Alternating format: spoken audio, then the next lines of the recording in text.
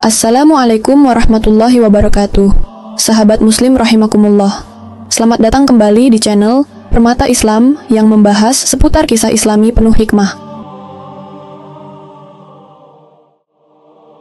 Pada abad ke-8 Masehi, dunia Islam berada pada titik paling genting dalam sejarahnya. Sebuah masa ketika peradaban besar tengah berdenyut kuat, namun retak-retak halus mulai muncul di bawah permukaan. Ini adalah era pergolakan politik, migrasi besar-besaran, dan kecemasan keagamaan yang merambat diam-diam dari pasar Syam hingga lorong-lorong sempit di Merv. Riwayat-riwayat mengenai tanda-tanda akhir zaman beredar di antara para pengungsi, pedagang, bahkan para prajurit yang sedang menunggu perintah perang. Ada ketakutan yang tidak diucapkan, tetapi terasa nyata, bahwa bumi sedang bergerak menuju sesuatu yang tidak biasa. Sejarah mencatat bahwa masa 122-136 Hijriah adalah tahun-tahun paling gelap bagi dinasti Umayyah. Pertempuran pecah di berbagai wilayah. Di Khurasan, pasukan Abbasiyah mengibarkan panji hitam. Di Irak, kelompok-kelompok kecil mulai membentuk jaringan informasi bawah tanah. Sementara di Syam, pusat kekhalifahan, masyarakat hidup seperti berada di ujung pisau. Ketidakstabilan politik itu bukan sekadar cerita di istana. Ia merembes hingga kehidupan rakyat kecil. Catatan-catatan Al-Yaqubi dan Al-Tabari menyebutkan bahwa sebagian penduduk desa di Hauran dan Golan mulai meninggalkan rumah mereka karena mendengar isu ganjil, isu tentang langit yang berubah warna setelah maghrib, suara dari arah utara, atau cahaya yang tampak seperti nafas dari bumi. Tidak semua peristiwa itu tercatat dengan baik, dan para ahli modern cenderung menganggapnya sebagai rumor yang lahir dari rasa takut. Namun, justru rumor-rumor seperti itulah yang menggambarkan psikologi masyarakat masa itu. Mereka hidup dalam ketidakpastian, dan ketidakpastian adalah tanah subur bagi munculnya penafsiran eskatologis. Di pasar-pasar Damaskus, pengemudi unta sering menyebut hadis-hadis tentang akhir zaman yang mereka dengar dari ulama Kufah.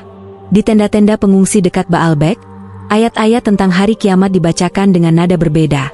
Lebih berat, lebih menekan, seolah dunia memang sedang berubah. Masa itu juga ditandai dengan bencana alam yang memperkuat kecemasan rakyat. Gempa besar mengguncang Syam dan Mesir pada pertengahan abad ke-8, seperti dicatat oleh Ibn al-Jauzi dan sumber-sumber Bizantium. Abu al-Fida, dalam catatannya yang lebih muda, menyebut bahwa beberapa desa di pesisir laut mati porak-poranda, dan debu yang naik dari tanah menciptakan kabut tebal selama berhari-hari. Di beberapa daerah, peristiwa ini dianggap sebagai tanda dari langit. Sementara para ulama berusaha menenangkan masyarakat dengan penjelasan yang lebih rasional. Tetapi efeknya terlanjur terjadi.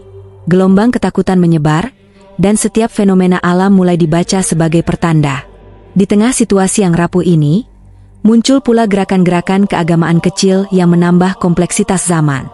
Di Kufah, kelompok-kelompok tertentu mulai mengangkat sosok Mahdi sebagai simbol harapan di tengah kekacauan politik. Interpretasi tentang siapa Mahdi dan bagaimana tanda-tandanya muncul berbeda-beda antara satu kelompok dan lainnya, namun nama itu bergema di mana-mana. Di Syam, sebagian masyarakat menggunakannya sebagai penyejuk hati. Di Khurasan, nama itu menjadi penyulut semangat jihad politik. Sementara di Mesir, Mahdi disebut dalam majelis-majelis kecil sebagai pengingat bahwa dunia tidak akan dibiarkan tanpa keadilan.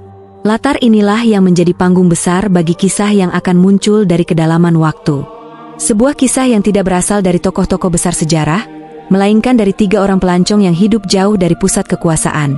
Seorang musafir Syam yang bepergian di tengah gurun Hauran, seorang pelancong Persia yang menembus jalur Khurasani, dan seorang musafir Nubia yang berkelana di sepanjang pesisir Laut Merah. Mereka bukan ulama, bukan prajurit, bukan pemimpin suku, hanya orang-orang biasa yang mencatat apa yang mereka lihat. Mereka tidak pernah saling bertemu, tidak pernah berkorespondensi, dan tidak pernah tahu bahwa ratusan tahun setelah kematian mereka, catatan sederhana yang mereka tulis dengan tinta rapuh akan dianggap sebagai 3 saksi bagi sebuah fenomena sejarah yang sulit dijelaskan. Catatan mereka bukan ramalan, bukan nubuat, tetapi kesaksian pribadi terhadap peristiwa-peristiwa yang mereka anggap tidak wajar. Peristiwa yang kemudian oleh para ahli modern diduga berkaitan dengan gelombang kecemasan akhir zaman yang melanda dunia Islam pada masa itu. Ironisnya, catatan-catatan itu hampir saja hilang. Tidak ada satupun yang disimpan dalam kondisi baik. Manuskrip Syam terkubur dalam pasir gurun sebelum akhirnya dipindahkan ke sebuah biara kecil. Gulungan Persia mengalami kerusakan air dan tinta memudar. Sementara catatan Nubia ditemukan dalam keadaan tidak utuh, sebagian terbakar dan sebagian lagi lapuk karena kelembapan pesisir. Namun jejaknya masih ada. Tersisa cukup banyak untuk menyadarkan para ahli bahwa ketiga dokumen itu berasal dari rentang waktu yang sangat berdekatan, dan bahwa ketiganya mencatat sesuatu yang bukan sekadar kebetulan geografis. Masing-masing pelancong hidup di tempat berbeda, namun mereka mencatat peristiwa dalam rentang tahun yang sama, sekitar masa jatuhnya Umayyah dan kebangkitan Abbasiyah. Di Syam, gurun dipenuhi cerita tentang bayangan raksasa yang menutupi matahari. Di Persia, para pedagang menyebut kafilah yang berjalan tanpa suara. Di Nubia, nelayan Laut Merah berbicara tentang nyala api di atas permukaan air pada malam tertentu. Semua itu terdengar seperti legenda rakyat, hal yang mungkin dianggap remeh oleh sejarawan politik. Namun, ketika catatan-catatan itu ditemukan kembali dan dibaca berdampingan, barulah muncul pemahaman bahwa ada sesuatu yang lebih besar yang menghubungkan semuanya. Para ahli manuskrip menemukan bahwa ketiga catatan itu diletakkan dalam satu peti pada masa yang tidak diketahui. Tidak ada tanggal pasti, tidak ada penjelasan siapa yang menyatukannya. Satu-satunya petunjuk adalah sebuah tulisan kecil, sangat kecil, pada bagian dalam tutup peti, ditulis dengan tinta yang jauh lebih mudah dibandingkan ketiga gulungan utama. Tulisan itu berbunyi, 3 saksi, 1 pertanda. Frasa yang singkat, tetapi cukup untuk menyalakan kembali rasa ingin tahu sejarawan modern. Mengapa seseorang berabad-abad yang lalu merasa perlu mengumpulkan ketiga dokumen itu? Mengapa ia menyebutnya saksi? Dan apa maksud pertanda yang ia tuliskan dengan begitu yakin?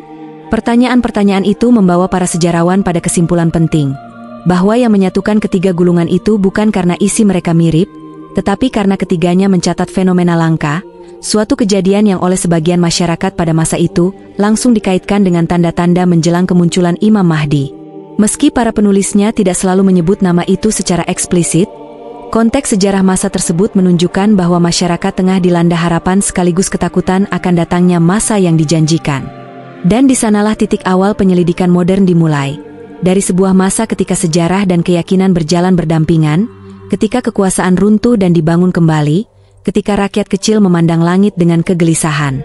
Pada masa seperti itulah, 3 pelancong dari 3 wilayah yang jauh menuliskan apa yang mereka lihat, tanpa pernah membayangkan bahwa catatan mereka kelak akan dilihat sebagai bagian dari sebuah kesatuan.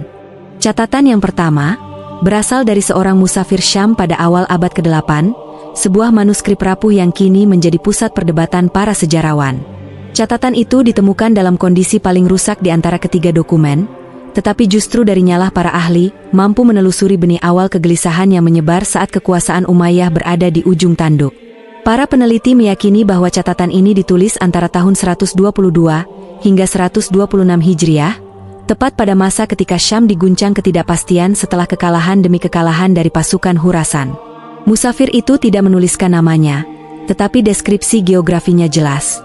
Ia sedang melakukan perjalanan dari arah utara Damaskus menuju dataran Hauran. Daerah itu pada zaman tersebut bukan hanya jalur dagang, tetapi juga tempat berkumpulnya pengungsi dan kafilah yang melarikan diri dari rute peperangan. Berbagai catatan sejarah, termasuk riwayat Al-Tabari dan keterangan dalam Futuh Al-Buldan, menyebutkan adanya kepanikan rakyat ketika kabar kekalahan Umayyah menyebar dari pertempuran Zab. Situasi inilah yang membentuk latar dari catatan musafir Syam itu. Pada bagian awal gulungan, yang baru berhasil dibaca berkat pencitraan inframerah, ia menggambarkan suasana perjalanan dengan ciri khas bahasa Arab abad ke-8, ringkas, langsung, dan syarat ungkapan keagamaan. Ia menuliskan kondisi udara yang berat, debu gurun yang naik turun, dan percakapan singkat dengan para penggembala yang turut berjalan bersamanya. Namun yang membuat para peneliti tertarik bukanlah detail perjalanan, melainkan perubahan nada tulisannya, tiba-tiba menjadi patah, terputus, seperti seseorang yang menulis sambil gemetar. Pada baris yang masih terbaca jelas, ia menuliskan peristiwa yang kelak menjadi inti misteri catatan pertama. Kami melihat bayangan itu menggantung di langit Syam. Ia besar, lebih besar dari awan manapun, dan ia tidak bergerak, meski angin gurun mengguncang pasir di sekeliling kami. Para ahli meteorologi modern mencoba menjelaskan fenomena itu sebagai ilusi atmosfer, tetapi deskripsi lanjutan dalam gulungan tersebut membuat penafsiran ilmiah tidak cukup. Musafir itu menulis bahwa orang-orang di rombongannya, para pedagang kecil dan para penggembala, langsung berbisik-bisik menyebut hadis tentang ayat as-sa'ah, tanda-tanda kiamat. Beberapa riwayat kuno memang menyebutkan adanya bayangan besar atau awan hitam panjang sebagai tanda menjelang kekacauan besar, meski teks-teks itu sangat beragam dan kerap diperdebatkan. Musafir itu tidak menyebut nama Mahdi secara langsung pada bagian ini, tetapi ia menyalin percakapan orang-orang yang bersamanya, dan di sanalah kata itu muncul. Dibisikkan, bukan dituliskan. Ia menggambarkan bagaimana seorang lelaki tua berseru pelan bahwa langit sedang menandai Syam, seperti yang dikabarkan ulama Kufah. Sebuah ungkapan yang sejalan dengan tradisi lisan yang berkembang pada masa itu mengenai tanda-tanda menjelang kedatangan Imam Mahdi. Lalu, pada bagian gulungan yang kondisinya paling rusak, ia menuliskan bahwa bayangan itu tidak menghilang begitu saja. Ia menyebut adanya cahaya tipis di tepi bayangan, seperti garis yang melingkar, namun tidak bercahaya seperti petir. Kata yang ia gunakan, nurun hafyun, cahaya yang tersembunyi, tidak pernah muncul dalam literatur cuaca ataupun gejala alam masa itu. Para filolog menduga bahwa ia sedang berusaha mendeskripsikan sesuatu yang belum pernah ia lihat sebelumnya. Yang paling mengejutkan adalah kalimat terakhir dari potongan yang berhasil direkonstruksi. Apapun itu, aku merasa ia bukan diturunkan untuk kami, tetapi untuk kaum yang datang setelah kami. Pernyataan itu membuat para sejarawan meyakini bahwa musafir ini merasa fenomena tersebut bukan hanya tanda bagi rakyat Syam pada masanya, melainkan sesuatu yang akan dipahami umat di generasi berikutnya. Beberapa peneliti menghubungkannya dengan keruntuhan Umayyah, sementara yang lain melihatnya sebagai indikasi bahwa penulis gulungan mengaitkannya dengan perubahan yang lebih besar dalam sejarah Islam. Catatan Syam ini menjadi fondasi awal dari pola besar yang kini sedang ditelusuri. Namun pola tersebut belum bisa terlihat hanya dari satu gulungan. Para peneliti kemudian beralih pada catatan kedua, yang berasal dari wilayah jauh di timur Syam, sebuah dokumen yang ditulis oleh seorang pelancong Persia beberapa tahun setelah peristiwa bayangan itu tercatat, dan yang kelak akan memperluas misteri ini menuju arah yang sama sekali tak terduga. Sebuah catatan perjalanan yang kondisinya jauh lebih lengkap dibanding gulungan Syam, ditulis dengan tangan yang teratur dan bahasa Persia tengah bercorak administrasi Khurasan. Manuskrip ini disimpan dalam arsip yang sebelumnya tidak pernah disentuh. Seolah tidak ada seorang pun yang menyadari nilai historisnya sebelum para peneliti modern mulai mencocokkan tanggal-tanggal yang tercatat di dalamnya. Nama penulisnya disebut dengan jelas, Farrokh Ibn Yazdan, seorang pelancong sekaligus pencatat rute yang kerap bekerja untuk kafilah-kafilah perdagangan yang melewati jalur antara Merv, Nishapur, Rai, dan Kumis. Dalam sejarah Islam awal, wilayah Khurasan memang memegang peran krusial. Di tempat inilah kekuatan Abbasiyah tumbuh, didukung berbagai suku dan pasukan yang kelak menjatuhkan Umayyah. Catatan-catatan resmi di masa itu menggambarkan suasana Khurasan sebagai percampuran antara perdagangan, konspirasi, dan mobilisasi militer, dan Farrokh hidup tepat di tengah pusarannya. Di bagian awal gulungannya, ia menuliskan latar perjalanan yang menjadi konteks penting bagi seluruh narasi. Ia sedang melakukan perjalanan menuju Rai, mengawal sebuah kafilah kecil yang membawa kain wol, rempah, dan barang pesanan dari pedagang Irak. Ia bukan tentara, bukan ulama, melainkan pencatat yang tidak punya kepentingan untuk berlebihan dalam menulis. Karena itu, kejujuran bahasanya justru membuat catatannya terasa lebih menghantui. Pada halaman ketiga gulungan, Farrokh mulai menggambarkan suasana yang tidak biasa. Ia menuliskan bahwa beberapa hari sebelum kejadian yang menjadi inti catatan ini, ia mendengar rumor dari para pengawal Abbasiyah mengenai kabar dari Syam, kabar tentang langit yang berubah warna dan bayangan besar yang tidak bergerak. Berita itu terdengar seperti cerita yang dibesar-besarkan oleh rakyat yang ketakutan, tetapi yang membuat Farrokh tertegun adalah pernyataan salah satu pengawal.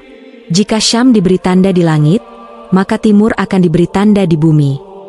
Pada saat itu ia tidak mengerti maksud kata-kata itu, tetapi setelah kejadian yang ia alami sendiri, ia mengulanginya dengan tinta lebih tebal, seakan baru menyadari bahwa ucapan itu bukan sekadar rumor. Bagian gulungan yang paling utuh adalah saat Farrokh menceritakan peristiwa yang kemudian dikenal para peneliti sebagai kafilah sunyi di Khurasan. Ia menuliskannya dengan detail yang tidak biasa, seakan ia mencoba membuktikan bahwa dirinya tidak sedang berhalusinasi. Ia menulis bahwa pada hari ketiga perjalanan menuju Rai, rombongannya melihat jejak kafilah lain di kejauhan, barisan panjang unta, sekitar 20 hingga 30 ekor, bergerak dalam ritme yang sangat teratur. Dari kejauhan, Pemandangan itu tampak normal. Namun semakin mereka mendekat, para pengawal mulai merasa ada yang aneh. Tidak ada debu yang terangkat. Padahal padang Khurasan pada musim panas selalu berdebu. Farroh menjelaskan bahwa mereka mempercepat langkah, ingin menyusul rombongan itu agar bisa menumpang keamanan perjalanan. Tetapi setiap kali mereka merasa jarak sudah cukup dekat, kafilah di depan tampak tetap berada pada jarak yang sama. Tidak maju, tidak mundur, tetap. Para pengawal mulai berbisik-bisik, sebagian mengucap ayat-ayat perlindungan, tetapi Farroh terus mencatat sambil memaksa dirinya tetap rasional. Namun rasionalitasnya mulai runtuh ketika mereka akhirnya cukup dekat untuk melihat dengan detail.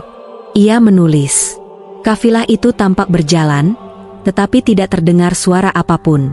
Tidak ada gemerisik beban, tidak ada dengusan unta, tidak ada suara langkah di tanah kering. Ia bergerak dalam kesunyian yang bahkan menutupi suara angin. Deskripsi itu membuat para peneliti modern sulit mengambil kesimpulan. Sebagian mencoba mengaitkannya dengan fenomena atmosfer atau efek fata morgana, tetapi Farroh menuliskan bahwa kesunyian itu tidak logis. Ketika kafilah mereka berhenti, kesunyian kafilah di depan tetap sama. Ketika angin menguat, kesunyian itu tidak berubah. Yang membuat gulungan ini semakin penting adalah pengakuan Farroh bahwa salah satu pengawal, prajurit berpengalaman yang pernah bertempur di Transoceana, sempat meneriakkan salam untuk menyapa rombongan itu. Tidak ada jawaban. Bahkan tidak ada perubahan dalam gerak kafilah. Pada baris berikutnya, yang ditulis dengan tinta lebih gelap, Farroh menuliskan, "Kami akhirnya menyadari bahwa apapun yang bergerak di depan kami bukanlah kafilah manusia." Ia tidak menuliskan apa yang membuat mereka menyimpulkan hal tersebut, tetapi pada bagian selanjutnya ia menggambarkan perubahan mendadak. Kafilah itu berhenti seketika, berhenti begitu saja, tanpa perlambatan, tanpa tanda-tanda kelelahan hewan. Barisan unta itu diam, tetapi tidak dalam posisi istirahat. Mereka tetap tegak, seolah membatu. Para pengawal panik. 2 di antara mereka mendekat perlahan, tetapi ketika jarak tinggal sekitar 50 langkah, Farroh menuliskan bahwa angin tiba-tiba berputar, membawa aroma logam dan debu panas. Di saat itulah, ia mencatat kalimat yang menjadi perdebatan terbesar di antara para peneliti. "Aku melihat mereka dengan jelas, tetapi mereka tidak memiliki bayangan." Pada masa itu, tidak ada perkembangan teologi atau filsafat yang secara umum membahas makhluk tanpa bayangan kecuali dalam beberapa legenda kuno Persia dan hadis-hadis yang disampaikan secara lisan mengenai kejadian-kejadian mendekati akhir zaman. Namun Farroh tidak memberi interpretasi apapun. Ia hanya menulis apa yang ia lihat, tanpa menyebut Mahdi, tanpa menyebut malaikat, tanpa menyebut jin. Kejujuran catatannya justru membuatnya semakin misterius. Setelah peristiwa itu, Farroh menuliskan bahwa kafilah sunyi tersebut perlahan bergerak mundur, seperti kabut yang ditarik ke arah matahari terbenam, dan akhirnya lenyap tanpa meninggalkan jejak di tanah. Pada halaman terakhir yang masih terbaca dari bagian ini, ia menuliskan dengan nada yang lebih gelap, "Jika Syam diberi tanda di langit, maka kami di timur telah diberi tanda di tanah yang kami pijak." Pernyataan itu menjadi penghubung antara fenomena Syam dan Khurasan, 2 wilayah yang dalam sejarah Islam seringkali menjadi pusat pergolakan besar. Dan catatan Persia ini memperlihatkan bahwa apapun yang terjadi pada masa itu tidak berdiri sendiri, seolah seluruh dunia Islam sedang disusun oleh pola yang hanya bisa terbaca jika ketiga catatan itu disandingkan. Lalu catatan yang ketiga ini datang dari selatan yang jauh, Nubia, tanah sungai yang mendalam, benteng-benteng Kus, serta perjanjian Bakht yang selama berabad-abad menjaga hubungan rapuh antara Mesir Islam dan kerajaan-kerajaan hitam di tepian Nil. Catatan itu ditemukan di sebuah biara kecil di Dongola atas, terselip di antara kitab-kitab geografi. Tidak berbahasa Arab penuh, tetapi campuran Arab awal dan aksara Meroitik yang sudah lama punah. Penulisnya menyebut dirinya Abu Zaid al-Nubi, musafir dan pembawa utusan antara Nubia dan Fustat. Yang membuat gulungan ini berbeda dari 2 sebelumnya adalah nada awal tulisannya. Ia tidak memulai dengan ketakutan, tidak dengan rumor, tidak dengan gejala langit. Ia memulai dengan air, sesuatu yang tidak ditemukan dalam catatan Syam dan Khurasan. Ia menulis, "Aku sedang menyusuri tepian Nil ketika air di bawahku berhenti mengalir. Bukan melambat, berhenti." Sebagian peneliti modern menduga fenomena ini hanyalah banjir kecil yang terhalang patahan tanah, Tetapi bagian lanjutan membuat teori itu runtuh. Abu Zaid mencatat bahwa angin juga berhenti, bulu burung-burung padang pasir merosot tanpa gerakan, dan permukaan sungai menjadi rata seperti perunggu hitam yang dipoles. Di tengah keheningan itu, ia melihat barisan kecil makhluk bergerak di seberang sungai. Mereka tidak berkafilah seperti unta di Khurasan, tidak pula berupa cahaya seperti yang dilihat penulis Mawaraunah. Bentuk mereka lebih padat, lebih membumi, tetapi tetap melanggar hukum alam. Mereka berjalan di atas air, tetapi permukaan sungai tidak bergetar. Kakiku menggigil bukan karena dingin, tetapi karena aku menyadari bahwa air tidak mengenal jejak mereka. Abu Zaid, sebagai seorang musafir Nubia yang sering melihat ritual para pendeta Amun, tidak mudah gentar. Namun barisan itu membuatnya memegang erat pegangan perahunya. Ia menggambarkan makhluk-makhluk itu. Tubuh mereka seperti manusia, tetapi terlalu simetris. Langkahnya sejajar, tanpa tumpang tindih. Wajah mereka gelap seperti batu obsidian, tetapi tidak memantulkan cahaya.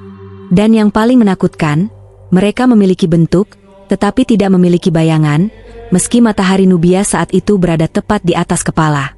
Ia menulis, "Bayangan kami jatuh ke tanah. Bayangan mereka tidak jatuh kemanapun."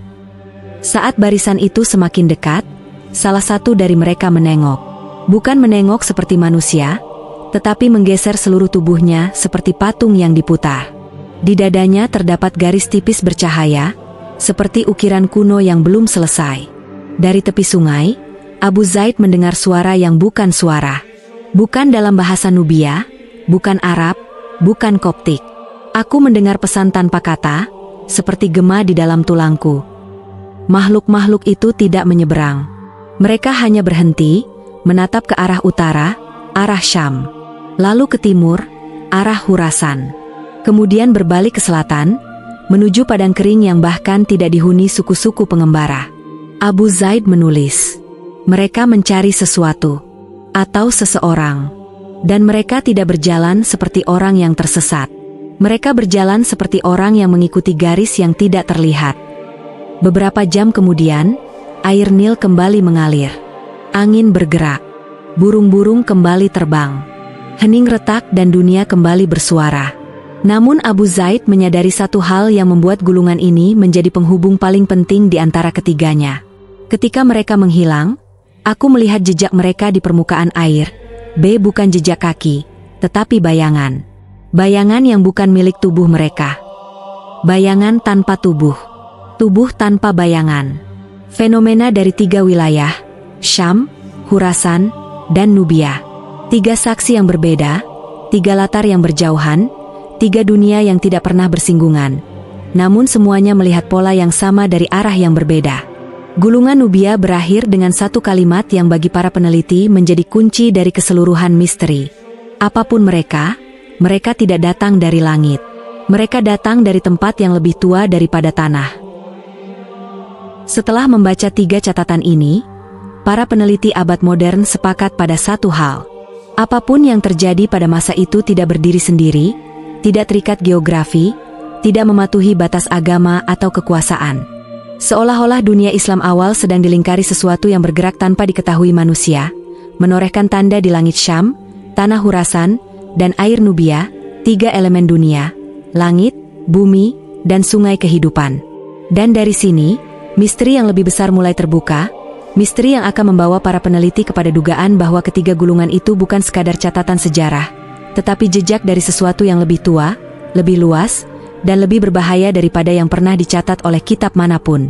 Dan ketika para peneliti akhirnya menyandingkan ketiga catatan itu, bayangan yang tak bergerak di langit Syam, kafilah yang berjalan tanpa suara di tanah Khurasan, dan api yang bangkit dari laut Nubia, mereka mulai melihat satu pola yang tidak bisa dijelaskan oleh sejarah semata.